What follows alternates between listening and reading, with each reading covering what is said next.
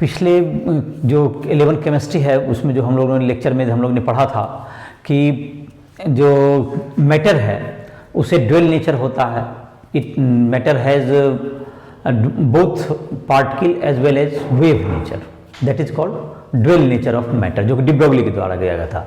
इसके अलावा एक हमने पढ़ा था कि जो कोई भी चीज़ है, किसी भी चीज़ पार्टिकल का पोजीशन और उसके मोमेंटम को हम लोग एक साथ उसको एग्जैक्टली मेजर नहीं कर सकते हैं। The product of error in position and error in momentum is greater than equals to h/4। Minimum जो उसका प्रोडक्ट जो होगा मल्टीप्लिकेशन का पोजीशन में और मोमेंटम में वो होगा h/4 से बड़ा होगा या उससे कम नहीं हो सकता। तो ये जो तुम्हारा हो गया ये हाइजेनबर्ग अनसर्टेनिटी प्रिंसिपल है। उसके बाद तुमको डी ब्रोगली प्रिंसिपल जिसमें था लैम्डा इक्वल्स टू h/mv, ये ड्यूअल नेचर। इन सब देखते हुए जो कि एक थ्योरी डेवलप किया गया है एटम के लिए जिसका नाम है quantum mechanical model of atom. तो पहले इसका नाम लिख लेते हैं, देयर देखते हैं, इसकी चर्चा स्टार्ट करते हैं। Quantum mechanical model of atom. तो quantum mechanical model of atom, तो ये क्या मॉडल है एटम का, ये देखते हैं हम लोग। तो एटम के बारे में जो तुम्हारा जो बताया गया है कि एटम तुमको, एटम में इलेक्ट्रॉन जो रहते हैं न्यूक्लियस के चारों चक्कर लगाते हैं। तो इन सब के मॉडल जो कि बोर थ्योरी में भी कहा गया, उसकी हमने हाइड्रोजन स्पेक्ट्रम का बोर थ्योरी ने एक्सप्लेनेशन भी किया।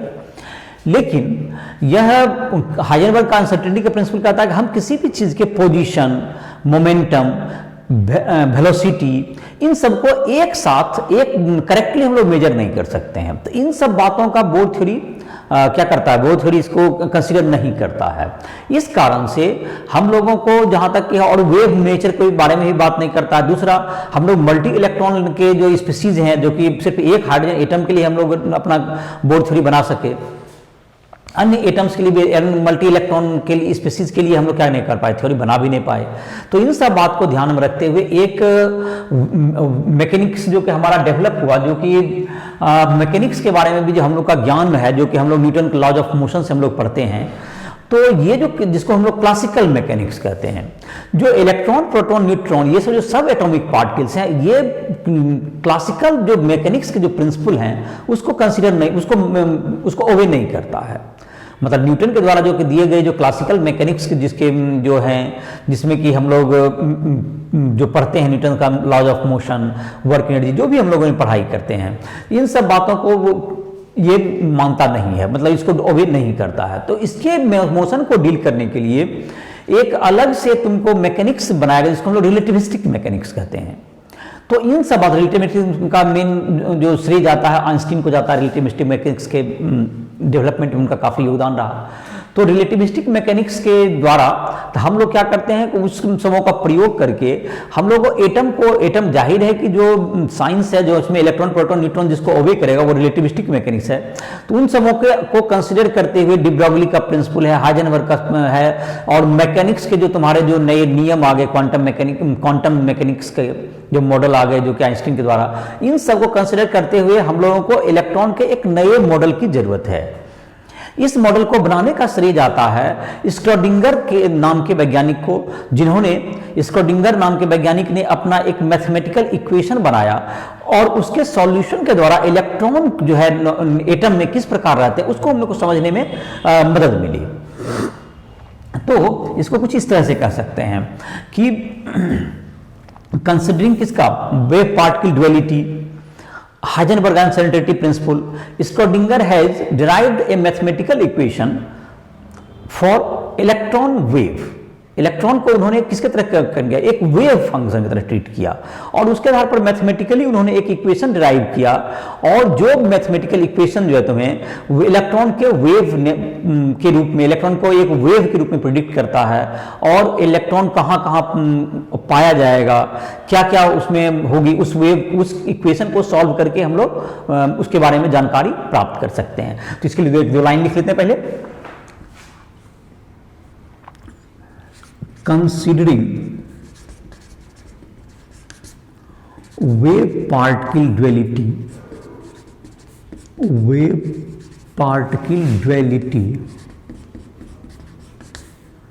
and Heisenberg uncertainty principle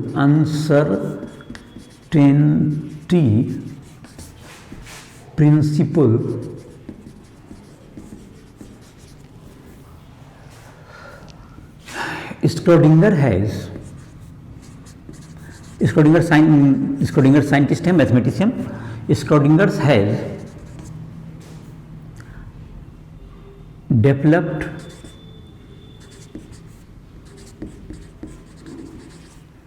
wave mechanical model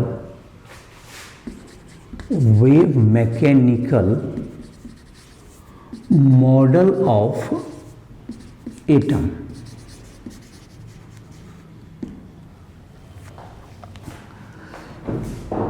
in which electron is considered as wave function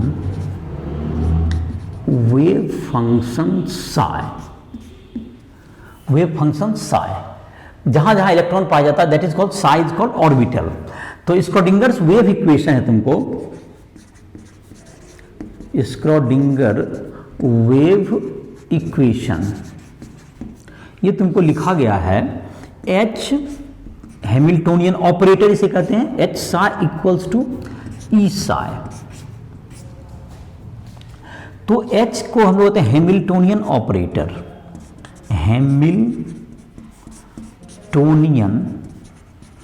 operator, ये मैथमेटिकल ऑपरेटर है जो कि तुमको इस ढंग से होता है, इसको लिखते हैं डेल स्क्वायर, इसको जैसे H psi को अगर हम लोग एलोंगेट करेंगे, जो कि थोड़ा सा difficult mathematics, del square psi by del x square plus del square psi by del y square plus del square psi by del z square, इन सब के रूप में हम लोग इसको रिप्रेजेंट कर सकते हैं।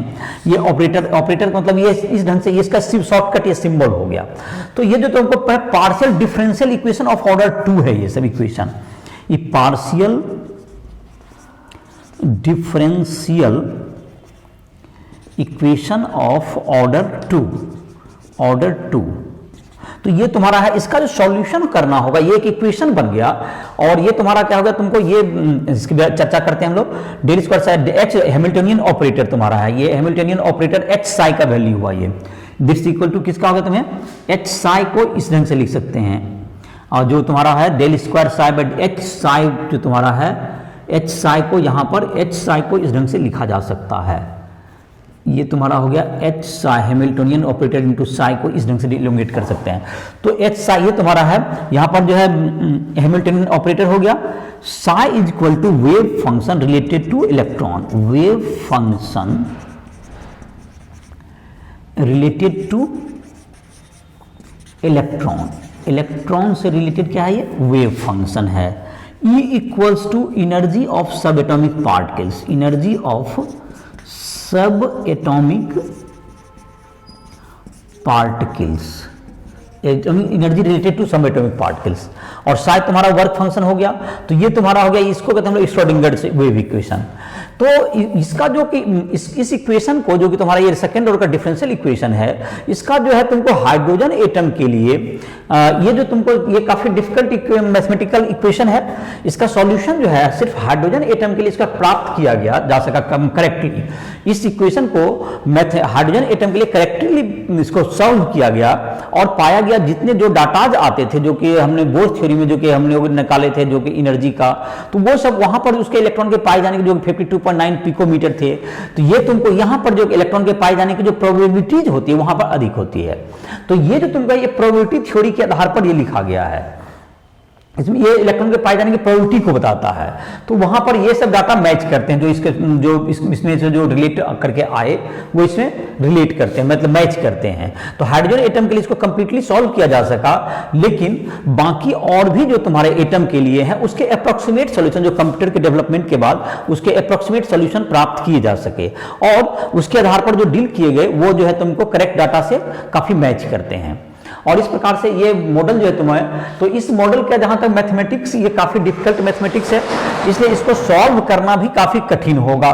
जो कि मैंने कहा कि अभी तक जो है एग्जैक्टली हाइड्रोजन के अलावा जो मल्टी इलेक्ट्रॉन स्पीसीज हैं उसके लिए एग्जैक्टली सॉल्व तो अभी हो भी नहीं पाया इसके क्वेश्चन ये किसी के द्वारा, लेकिन इसके जो कि अप्रोक्सीमेट सॉल्यूशन किए गए तो उसके आधार पर हम लोग इसके कुछ कैरेक्टरिस्टिक को हम लोग वेव मैकेनिकल मॉडल के कैरेक्टरिस्टिक को हम लोग क्या कर सकते हैं, लिख सकते हैं। और इसके इक्वेशन को सॉल्व करने में कुछ नंबर की जरूरत पड़े जिसे हम लोग क्वांटम नंबर कहते हैं, हम लोग उसके बारे में भी पढ़ेंगे इस लेक्चर में। तो हम लोग इसमें जो है तुमको क्वांटम मैकेनिकल मॉडल के कुछ कैरेक्टरिस्टिक्स लिख लेते हैं पहले, और देयर आफ्टर इस इक्वेशन के को जो सॉल्व करने में जो कि कुछ जो कांस्टेंट की जरूरत पड़े उसको भी हम लोग देखेंगे। तो इसको नोट कर सकते हो इक्वेशन को। तो हाइड्रोजन एटम के लिए तो क्या मैंने कहा कि श्रोडिंगर वेव इक्वेशन का कंप्लीट सॉल्यूशन प्रेजेंट है और इसका इस बाकी के लिए भी इसके अप्रोक्सीमेट सॉल्यूशन है, और जो कि मॉडल जो है तुमको एटम के बहुत सी चीजों को क्या करता है, करेक्टली प्रिडिक्ट करता है। तो ये रिसेंट मॉडल है तुमको जिसके बारे में पढ़ना है तुम्हें। इसके जो है कुछ कैरेक्टरिस्टिक्स हैं जिसके बारे में हम लोग चर्चा करेंगे। इसका डेरिवेशन तो पूरा मैथमेटिकल करके ये तुम्हारे सिलेबस में नहीं दिया हुआ है, तो इसको हम लोग डेरिवेशन को शामिल नहीं करेंगे। और जैसे कि मैथमेटिक्स में भी देखा उसका डेरिवेशन करने के बाद भी उसका सॉल्विंग करना तो कठिन ही है, तो इसको हम लोग इसके कुछ मेन कैरेक्टरिस्टिक्स हम लोग पढ़ेंगे।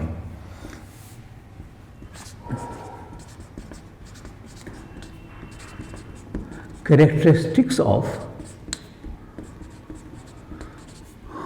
वेव मैकेनिकल मॉडल, इसके क्या कैरेक्टरिस्टिक्स हैं। नंबर पहला, the energy of electron in atom is quantized. Quantized का मतलब होता है कि यह किसी एक पर्टिकुलर वैल्यू के मल्टीपल में होगा, इसको हम लोग क्वांटाइजेशन कहते हैं, क्वांटेशन।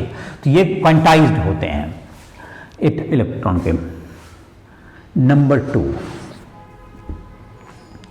Electron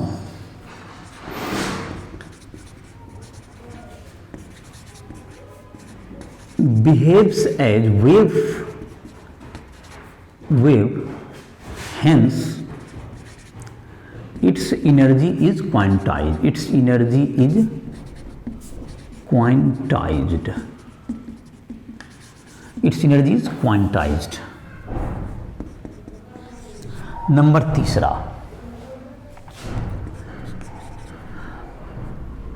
the wave function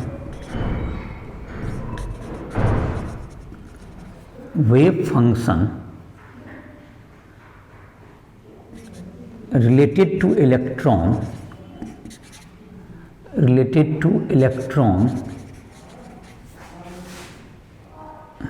the wave function जिसको हम लोग क्या कर सकते हैं, साई सिंबल देते थे, wave function psi related to electron represent orbital. ये ऑर्बिटल को बताता है, रिप्रेजेंट ऑर्बिटल। इसको क्या कहते हैं हम लोग, represent orbital.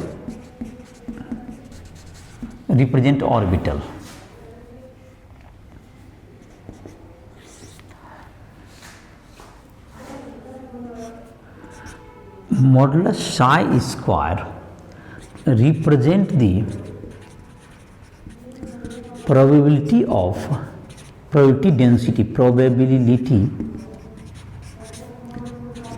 density of electron in a region.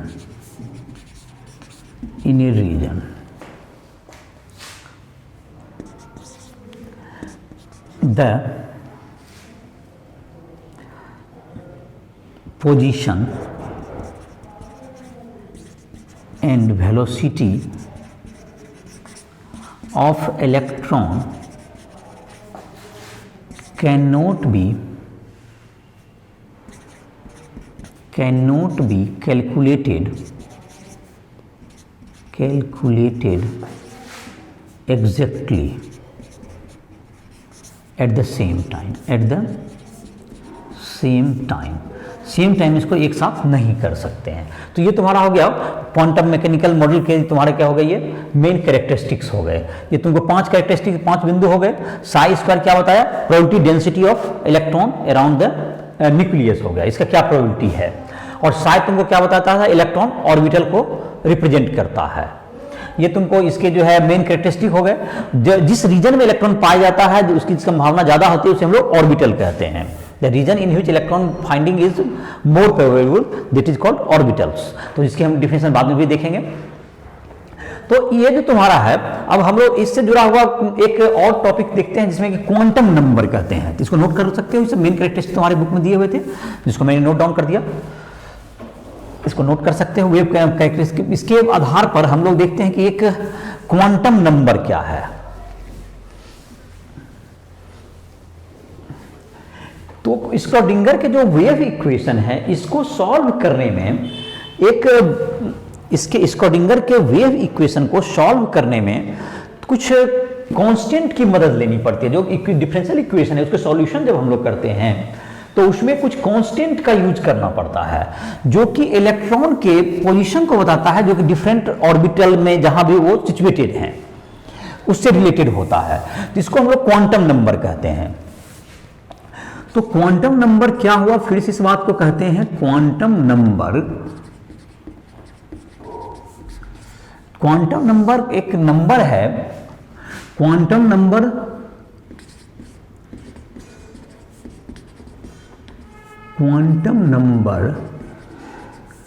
Represent the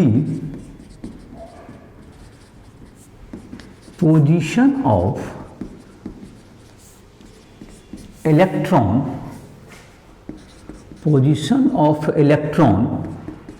in 3-dimension space, 3-dimensional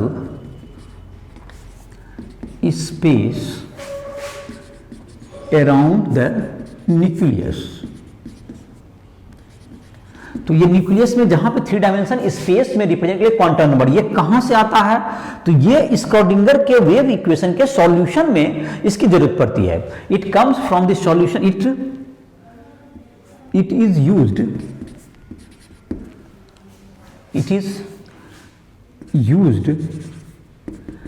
in the solution of Schrodinger's wave equation. Schrodinger wave equation, इसके सॉल्यूशंस में इसके एग्जिस्टेंस वहीं से आते हैं, और इसका अलग अलग वैल्यू के आधार पर अलग अलग इलेक्ट्रॉन को हम लोग क्या कर सकते हैं, ऑब्टेन कर सकते हैं। It is like an address of the electron. तो देयर आर 4 क्वांटम नंबर्स, जिसके आधार पर हम लोग इसको क्या करेंगे, डील करेंगे। तो पहला क्वांटम नंबर है तुम्हारा, जिसको हम लोग कहते हैं principal quantum number. Principal quantum number, तो ये तुम्हारा जो इलेक्ट्रॉन है, ये तुमको क्या चीज को रिप्रेजेंट करेगा, प्रिंसिपल क्वांटम नंबर। तुमको प्रिंसिपल क्वांटम नंबर जो है तुमको रिफ्लेक्ट करता है। Principal quantum number denotes the number of orbit in which electron is present. It represent the number of orbit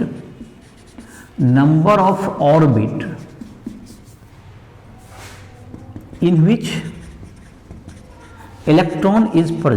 which electron is present, तो n equals to 1 मतलब first orbit, इसको हम लोग कहते हैं के सेल। के सेल जैसे कहते हैं के element, n is equal to 2, that is second orbit. Second orbit L shell हो गया, L shell. n is equal to 3, third orbit m shell. ये क्या हो गया, m सेल। KLMN, तो ये सब तुम्हारा क्या हो गया, ऑर्बिट का संख्या बढ़ाते जाइए, आपका n का वैल्यू इसको रिप्रेजेंट करते हैं क्या चीज से, n से रिप्रेजेंट करते हैं, principal quantum number is denoted by n।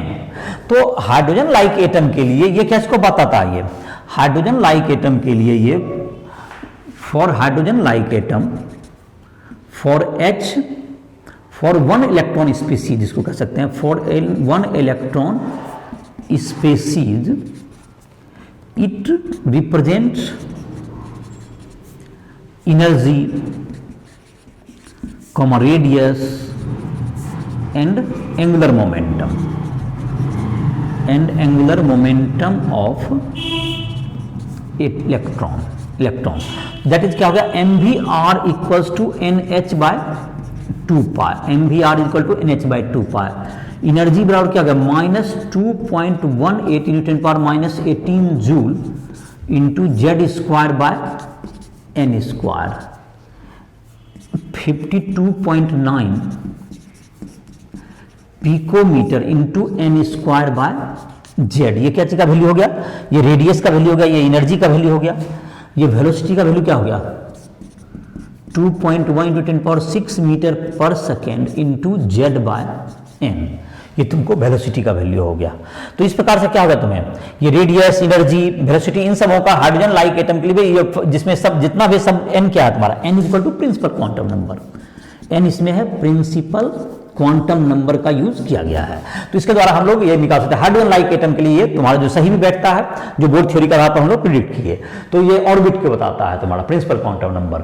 दूसरा क्वांटम नंबर है तुम्हारा, जिसको हम लोग इसको मिटाते हैं, उसके बाद दूसरा क्वांटम नंबर के बारे में बात करते हैं। 4 क्वांटम नंबर हम लोग लिखेंगे, 4 क्वांटम नंबर है तुम्हारा, जिसके आधार पर इलेक्ट्रॉन को क्या करेंगे हम लोग प्रिडिक्ट करेंगे। सेकेंड क्वांटम नंबर को हम लोग कहते हैं एजीमुथल क्वांटम नंबर, जो कि उसके डायरेक्शन को बताता है कि इलेक्ट्रॉन किस 3 डायमेंशन स्पेस में किधर की ओर सिचुएटेड है।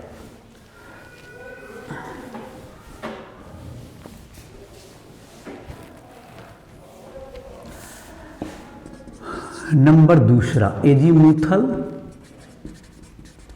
क्वांटम नंबर L, इसको एजीमुथल क्वांटम नंबर L कहते हैं। तो ये क्या चीज को बताएगा, एजीमुथल क्वांटम नंबर L। तो एजीमुथल क्वांटम नंबर L जो है तुमको, it represent the direction of orbital in 3 dimension space, in 3 dimensional space, 3 dimension space में।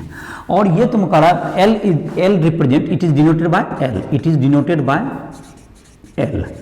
इसको किससे डिनोट करते हैं हम लोग, L से, it is denoted bye L, इसको L से रिप्रेजेंट करते हैं। तो it represent the subshell, the subcell present in a cell, present in a cell। The value of L lies between 0 to n-1, 0 से कहां तक लाई करेगा ये, n-1 के बीच। तो जो एजीमुथल क्वांटम नंबर का L का वैल्यू है, L का वैल्यू फिर से मिलते हैं 0 to n-1, that is L is equal to 0 1 2 3 dot dot dot n-1 तक। तो टोटल वैल्यू तो n हो गया, 0 से स्टार्ट हुआ था इसलिए n वैल्यू होता है इसका। जैसे अब एग्जाम्पल के रूप में इसमें लिखते हैं, L जो तुमको सबसेल है, जैसे तुम्हारा हो गया L is equal to 0, L is equal to 0 जो तुम्हारा होता है ये S सबसेल के लिए होता है, SPDF नाम सुना होगा, S सबसेल का ये इसका सिंबल है L is equal to 0। L is equal to 1 हो गया तुम्हें P सबसेल, ये क्या हो गया P subshell. L equal to 2 हो गया तुम्हें SPD सबसेल हो गया, ये D सबसेल। और L इक्वल टू 3 हो गया F सब सेल, F सब सेल, तो SPDF, तो ये L इक्वल टू 0 1 2 3, तो ये तुम्हारा हो गया SPDF, इसका वैल्यू हो गया। अब तुमको N और L हो गया, जैसे कि तुम्हारा 1s ऑर्बिटल के लिए 1 फॉर, अब जैसे कि n इक्वल टू 1 है तुम्हारा, n इक्वल टू 1, तो L का वैल्यू क्या पॉसिबल वैल्यू, 0 to 1 minus 1, तो L इक्वल टू 0 ही एक पॉसिबल हुआ, तो 0 का मतलब सिर्फ 1s orbital is possible, 1s orbital is possible, तो 1 में सिर्फ s ऑर्बिटल हो सकता है। देखो L बराबर 2 के लिए जैसे देखते हैं, n इक्वल टू 2, तो L इक्वल टू क्या होगा, 0 और 0 से लेके 2 minus 1 तक, तो L इक्वल टू 0 और 1, तो 2s और 2p पॉसिबल है इसमें, 2s और 2p। लाइकवाइज हम लोग n इक्वल टू 3 के लिए देखते हैं, n इक्वल टू 3 के लिए क्या क्या होगा देख लेते हैं। L इक्वल टू क्या होगा, 0 1 और 2, तो 3s 3p और 3d। n इक्वल टू 4 के लिए L equal to 0 1 2 3, 4s 4p 4d और 4f, ये 4 ऑर्बिटल पॉसिबल होंगे। तो ये तुम्हारा हो गया 3 के लिए, 4 के लिए, फर्स्ट 1 2 3 4 सब के लिए, फिर 5 के लिए भी आप निकाल सकते हैं इसका, तो इसके लिए ये सब ऑर्बिटल पॉसिबल होंगे, 1s 2s ये सब ऑर्बिटल्स क्या है तुमको पॉसिबल है। तो 1 के लिए सिर्फ एक ही डायरेक्शन होगा, एक ही तुम्हारा सिर्फ s ऑर्बिटल पॉसिबल है। 2 के लिए क्या होगा तुम्हें, 2 के लिए 2s 2p ये सब पॉसिबल है, 2s 2p, 3 के लिए 3s 3p 3d, 4 के लिए 4s 4p 4d, और जहां तक कि g का वैल्यू जैसे कि SPDF अगला g होता है, लेकिन आगे जो इलेक्ट्रॉन 120 तक जो भरे जाते हैं तो उसमें जिसकी जरूरत नहीं पड़ती है, तो इसका नहीं भी जिक्र कर सकते हो। लेकिन अगर g की चर्चा होगी तो g का क्या हो जाएगा, L इक्वल टू यहाँ 3 है तो L इक्वल टू 4 हो जाएगा, किसके लिए, L इक्वल टू 4 हो जाएगा g सब सेल के लिए, g सब सेल का, फिर h का L इक्वल टू क्या जाएगा 5 हो जाएगा। तो इस तरह से सबका निकाल सकते हो तुम लोग। जैसे कि इसका अगर कुछ एक क्वेश्चन जैसे देखते हैं,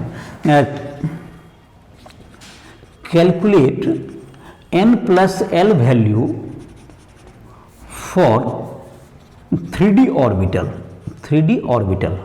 तो n 3d के लिए for 3d orbital n equals to 3 और l इक्वल्स टू कितना हो गया 2, d के लिए 2, तो n प्लस l कितना हो जाएगा बराबर 3 प्लस 2 इक्वल टू 5। अब n प्लस एल इसका हो गया, अब है तुमको m 3d का हो गया। अब जैसे तुमको किसी और का कहा जाए n plus L for 4f कितना होगा, अगर ये पूछा जाए n प्लस एल, तो n कितना हो गया इसके लिए 4 होता है 4 के लिए, चौथा फोर्थ ऑर्बिट है, और f के लिए कितना हो गया, l कितना होता है f के लिए 3 होता है, 0 तो s के लिए 0, SPDF याद रखो 0 1 2 3, तो n प्लस एल कितना होगा 4f के लिए, n plus L equal to 4 plus 3 that's equal to 7। तो n और का वैल्यू निकालने सीख गया होगा इसका, इस ढंग से निकाल सकते हो n प्लस एल या nl का वैल्यू निकाल सकते हो किसी भी ऑर्बिटल के लिए, याद रख सकते हो इसको। तो एंगुलर किसी मल्टी इलेक्ट्रॉन के लिए एंगुलर जो मोमेंटम होता है, angular momentum is equal to root under l into L plus 1 into h by 2 pi, जहां पे l क्या है तुम्हारा, L is equal to azimuthal quantum number, azimuthal quantum number. इसे ऑर्बिटल एंगुलर मोमेंटम भी निकाल सकते हैं, ऑर्बिटल एंगुलर मोमेंटम को भी कैलकुलेट किया जा सकता है ये। तो ये ऑर्बिटल एंगुलर मोमेंटम निकालने का ये तरीका हो गया तुम्हें, root under L into L plus 1 h by 2 pi. तो ये तुम्हारा हो गया एजीमुथल क्वांटम नंबर का ये वैल्यू, एजीमुथल क्वांटम नंबर हो गया, इसको नोट कर सकते हो। एजीमुथल क्वांटम नंबर क्या चीज बताता है कि सबसेल मतलब एजीमुथल जो प्रिंसिपल क्वांटम नंबर किसको बता रहा है, सेल को, और एक सेल बहुत से सबसेल से मिलकर बनता है, तो एजीमुथल क्वांटम नंबर उसके सबसेल को बताता है।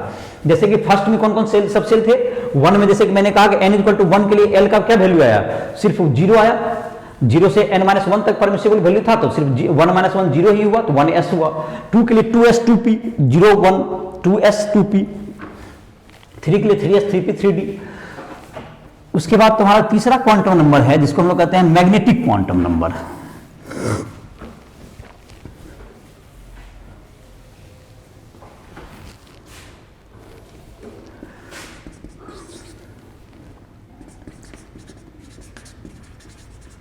Magnetic quantum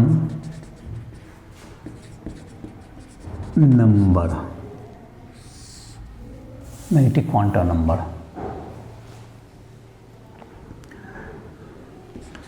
it represent the orientation of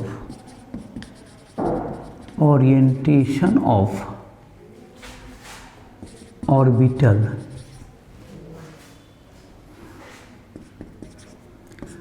in three-dimensional space। ये ओरिएंटेशन को बताता है। It is represented bye ml, it is represented bye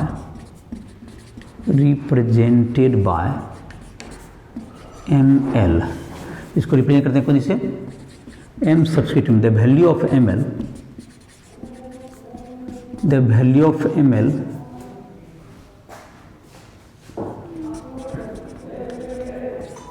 varies from -l to +l। The value of ml varies from -l to +l। तो ये -l से +l तक इसका value very करता है। तुम्हारा अब है तो ml का value -l to +l very करेगा। जैसे कि l का वैल्यू तुम्हारा 4s subshell ml equals to क्या होगा तुम्हें l equal to 0, 4s subshell l equals to 0, तो ml इक्वल टू क्या होगा 0। तो इसका तुमको एक ही ओरिएंटेशन पॉसिबल है। It has a unique orientation in 3 dimension. तो इसको जो है इसको दिखाया जाता है एस सबसेल को तुमको स्फेरिकल इन शेप।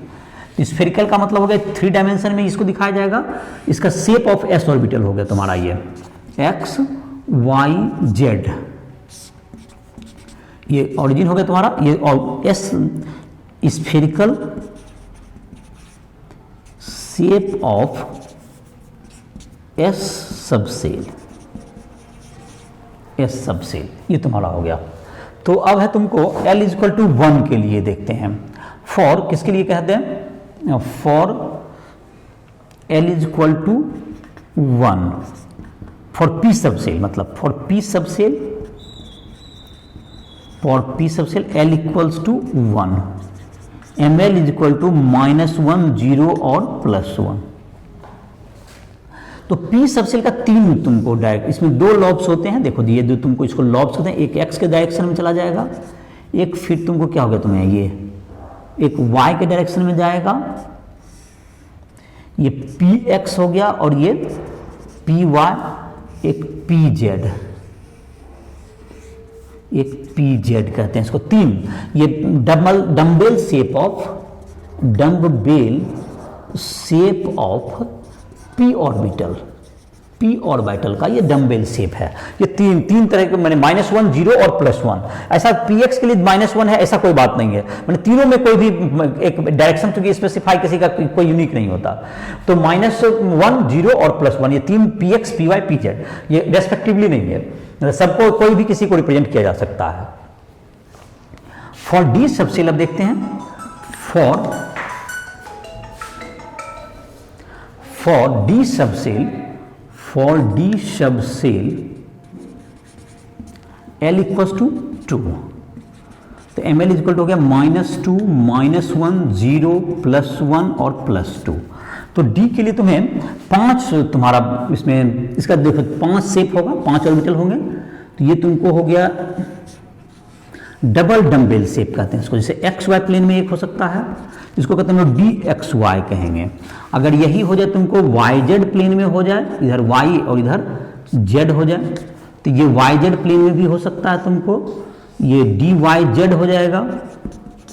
DXZ भी प्लेन में भी हो सकता है ये, जैसे तुम्हें ये X की तरफ हो गया और एक हो गया Z की तरफ, ये X हो गया और ये Z हो गया, तो DXZ हो गया। ये तुमको एक चौथा जो है तुमको एक x एक्सिस के लॉन्ग हो सकता है एक लॉब्स, और दूसरा लॉब y एक्सिस के लॉन्ग, एक्सिस के लॉन्ग है ये, तो इसलिए इसको dx² y² कहते हैं। इधर x है इधर y एक्सिस हो गया, तो इसको 2 लॉब्स है, दोनों एक्सिस के लॉन्ग है लॉब्स, इसलिए इसको dx² y²। एक जो तुम्हारा होता है जो कि dz के लॉन्ग होता है, ये तुमको जो है एक लॉब्स होगा z के लॉन्ग होगा और ऐसे होगा तुम्हारा, ये कहलाएगा dz²। ये तुमको 2 लॉब्स हो गए। तो ये डबल डम्बेल शेप ऑफ क्या होगा तुम्हारा double dumbbell shape of D orbital. D orbital का ये डबल डम्बल शेप है। और एफ के लिए जहां तक है, फॉर एफ ऑर्बिटल जहां तक है, देख लेते हैं यहां पर, for F orbital L equal to क्या है 3, तो एम एल कितना होगा -3 -2 -1 0 +1 +2 और +3, तो ये 7 हो गए। तो एम एल का वैल्यू जो होता है तो 2l + 1 करके मिलता है, 2l + 1 that's equal 2 × 3 + 1 that's equal total number of orbital, total number of orbital ये हो गया 2l + 1, तो टोटल नंबर ऑफ ये क्या हो गया तुम 7 हो गया। तो its shape is shape complex होता है, इसका शेप कम्प्लेक्स होता है, इसलिए इसका शेप नहीं दिया जाता है। तो एफ का ये हो गया। एस का स्फेरिकल शेप होगा, जिसका कि एल इक्वल एक ही यूनिक डायरेक्शन होता है, that is spherical in shape S का। पी के लिए तुमको डम्बेल शेप है, तुमको 3 होता है, 12 + 1 में 2 × 1 + 1 3 हो गया, -1 0 और +1, 2 × 2 + 1 दैट इज 5 हो गया। डी सब सेल का 5 हो गया, जिसमें कि 5 में dxy dxz dyz dx² xy² जो x और y एक्सिस के अलॉन्ग होंगे, dz² में एक लॉग z एक्सिस के अलॉन्ग होंगे, एक xy प्लेन में होंगे जो छोटे होते हैं, dz² हो गया। दूसरा हो गया तुम्हें इसका शेप जो डबल डम्बेल शेप कराता है। एफ के लिए क्या होगा 7 ऑर्बिटल होंगे, 7 ऑर्बिटल में तुम्हारा क्या है, इसका शेप कम्प्लेक्स शेप कहा जाता है। तो इस प्रकार से क्या हो गया तुम्हारा ये sp-df के शेप हो गए, और उसके क्या हो गए तुम्हें। और चौथा जो क्वांटम नंबर है जिसको हम लोग स्पिन क्वांटम नंबर कहते हैं, तो ये तुमको 3 क्वांटम नंबर हो गए।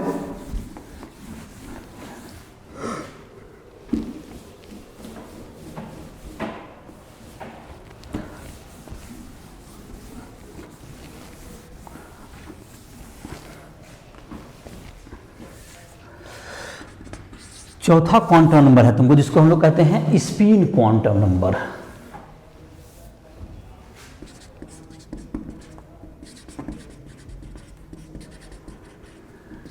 Spin quantum number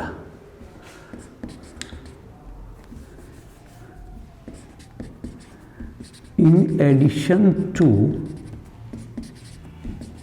revolution of electron around the nucleus, the electron rotate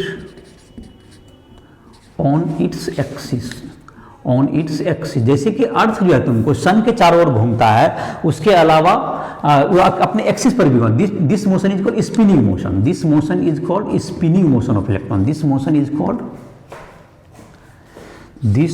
is called spinning motion of electron.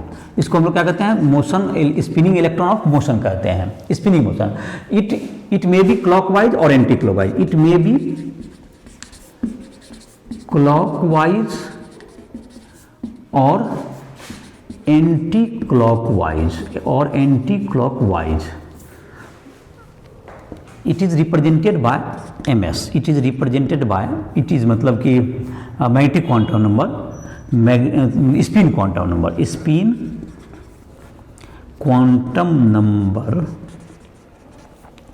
Quantum number is represented by MS.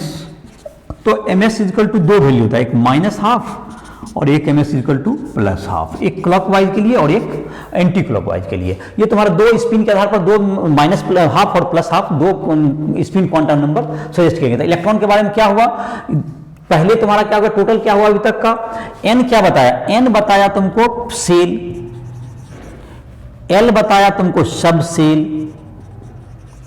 ये तुमको बताया एम एल क्या बताया, एम एल बताया ओरिएंटेशन शेप तुम्हारा कह सकते हो, शेप दैट इज क्या होगा तुम्हारा orientation, that is orbital, orientation of orbital.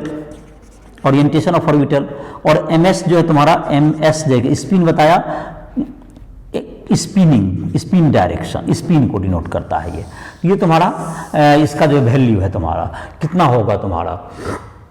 तो जैसे कि it is like an address, इसको ऐसा समझ सकते हैं जैसे कि आप देते हैं पहले एक सेल बताइए, किस सेल में आप दूसरा तीसरा चौथा, उसमें sp-df कहाँ है आपका सेल बताएगा। इसका वैल्यू जहां तक होता है, एल का वैल्यू कहां तक होता है 0 to n-1, इसको याद रखिए।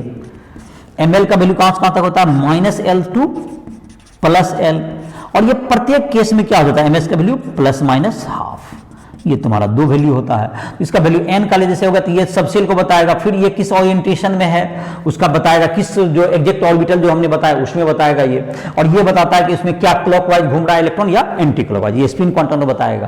तो इस प्रकार से इलेक्ट्रॉन का टोटल क्या होगा, ये चारों क्वांटम नंबर के द्वारा किसी भी इलेक्ट्रॉन को स्पेसिफाई कर सकते हैं। It is like an address on envelope में जैसे लिखते हैं आप स्टेट लिखे, फिर स्टेट का डिस्ट्रिक्ट लिखते हैं, लाइक वाइज ये जैसे सेल है सब सेल, फिर किस डायरेक्शन में वो सब सेल है दैट इज ऑर्बिटल, फिर वो उस ऑर्बिटल में वो इलेक्ट्रॉन किस डायरेक्शन में घूम रहा है। तो एक यूनिक इलेक्ट्रॉन तक आप इसके क्वांटम नंबर के हेल्प से पहुंच सकते हैं और उसको ये डिनोट करता है। तो इसकी इतनी जानकारी के बाद उसकी एनर्जी, उसके मोमेंटम, उसकी स्थिति, उस कहाँ पर सिचुएटेड है, सारे आप डिटेक्ट कर सकते हैं क्वांटम नंबर की मदद से। तो क्वांटम नंबर का यही सिग्निफिकेंस है। तुमको था कि अब तुमको जैसे कि है कुछ दिया हुआ है, जैसे कि एक है तुमको ऑर्बिटल क्या है, एक नोड आते हैं एक शब्द, तो ये सब क्या है थोड़ा सा इसकी भी चर्चा कर लेते हैं। क्वांटम मैकेनिकल मॉडल खत्म ही हो जाएगा इस लेक्चर में। विशेष जानकारी के लिए तुम क्वेश्चन वगैरह बनाने के लिए इसके जो ऑब्जेक्टिव क्वेश्चंस वगैरह हैं वो तुम बना सकते हो। राइट ऐप को प्ले स्टोर से डाउनलोड करो, उसमें तुमको ऑब्जेक्टिव क्वेश्चन से मिल जाएंगे, सब्जेक्टिव भी है इसके दिए हुए, एटॉमिक स्ट्रक्चर वगैरह काफी अच्छे क्वेश्चन हैं, तुम उस पर बना भी सकते हो। और एनसीईआरटी बुक तुम्हारा है ही, एग्जाम्पल प्रॉब्लम, इन सब बुक से भी क्वेश्चन बनाओ। जहां दिक्कत हो तुम हमसे संपर्क कर सकते हो। राइट ऐप पर हमारा जो है तुमको व्हाट्सएप नंबर, मोबाइल नंबर ये सब दिया हुआ है, तो हमसे राइट ऐप को प्ले स्टोर से डाउनलोड करो, वहां से तुम हमसे संपर्क भी कर सकते हो। जिसको पर्सनल पढ़ने में दिक्कत हो रही है, जिसको पढ़ने में कहीं पे मदद की जरूरत है, उसे गाइडेंस चाहिए, तो वो हमसे संपर्क कर सकता है, अपने पर्सनल ट्यूशन भी ले सकता है हमसे। तुम हमसे कांटेक्ट करो, जिसमें कि नंबर वगैरह तुम्हें दिए हुए हैं, तो राष्ट्रीय ऐप पर आओ, वहां से तुम हमसे संपर्क कर सकते हो। तो इसी के साथ इसमें देखते हैं कि एक तुम्हारा था जो कि बताया कि ऑर्बिटल जैसे हैं, ऑर्बिटल किसको कहते हैं, the space in which probability of finding electron is maximum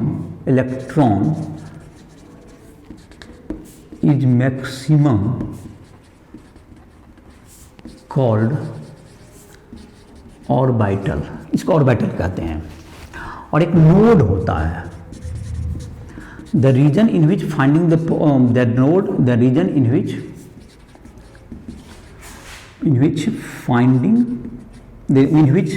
probability of finding electron is 0, probability of finding an electron is 0। तो जहां पे 0 होता है प्रोबेबिलिटी फाइंड करने के, वो क्या कहलाता है, नोड कहलाता है। जैसे कि तुम्हारा 1s और 2s के लिए तुम्हारा है जो साई स्क्वायर प्रोबेबिलिटी को बताता है, तो साई स्क्वायर आर का अगर ग्राफ आप ड्रॉ करें, ये 4r है इधर, और ये तुमको साई स्क्वायर आर मतलब कि प्रोबेबिलिटी का तुम्हारा ये साई स्क्वायर का तुम्हारा आर के फंक्शन में साई स्क्वायर को ड्रॉ करें इसका ग्राफ को, तो ये तुम्हें जो आएगा, ये तुमको क्या होगा कि ये तुमको पहले 1s के लिए देखें तो 1s में कोई नोड नहीं होता है, ये तुमको ऐसे जाएगा और इस ढंग से ऐसे चलते चला जाएगा, ये 1s के लिए होगा, ये फॉर 1s ऑर्बिटल।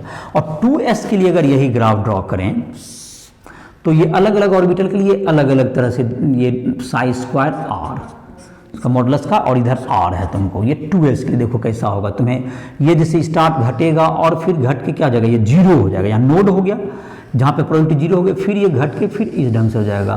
तो ये तुमको किसके लिए है, ये 2s के लिए है। ये यहाँ पर क्या हो गया तुमको, ये नोड हो गया, ये नोडल प्लेन यहाँ पे हो गया तुम्हें, तो ये नोड तुम्हारा मिला यहाँ पे 0 हो गया प्रोबेबिलिटी, तो ये 2s का है। तो नंबर ऑफ जो तुम्हारा होता है, जब नंबर ऑफ रेडियल नोड जो होता है तुमको, नंबर ऑफ एक नोड जो होता है रेडियल नोड जो कि रेडियस के लॉन्ग होगा, radial node is equal to होता है n-l-1, इस फार्मूला को याद रखोगे। नंबर ऑफ एंगुलर नोड जो होता है, एंगुलर नोड इक्वल्स टू होता है l, तो टोटल नंबर ऑफ नोड कितना होगा, total number of node equals to n-l-1 plus l, that's equals to n-1। ये तुमको दोनों ऐड करके हो गया। तो जैसे तुमको जैसे कि 1s में है, 1s में जैसे इस फार्मूला पर भी देखें तो 1s में क्या हो गया तुम्हारा, तो n-l-1, तो l तो 0 ही होता है उसका, तो 1-1-1 दैट इज क्या हो गया तुम्हारा, फॉर 1s अगर कैलकुलेट करें तो फॉर 1s तो n तो हो गया 1, और ये टोटल नंबर ऑफ नोड भी 0, एंगुलर नोड भी 0, रेडियल नोड सब 0 होगा 1s के लिए, तो इसलिए नोड इसमें नहीं होता। 2s में देखोगे तो एक रेडियल नोड मिल जाएगा तुम्हें, 2 माइनस 0 माइनस 1 दैट इज 1 हो गया। एंगुलर नोड उसमें क्या होगा, s का एंगुलर नोड हमेशा 0 ही होगा, उसमें एंगुलर नोड नहीं होता है। एंगुलर नोड होता है तुमको जैसे कि देखते हो एंगुलर नोड जो तुम्हारा है p वगैरह के लिए क्या होगा तुम्हारा, जो कि यहाँ पर देखते हो जो कि यहाँ पर जो है नोड हो गया तुम्हारा, यहाँ पर आता है p में एक एंगुलर नोड रहेगा p ऑर्बिटल में, तो ये तुम्हारा p ऑर्बिटल में रहेगा।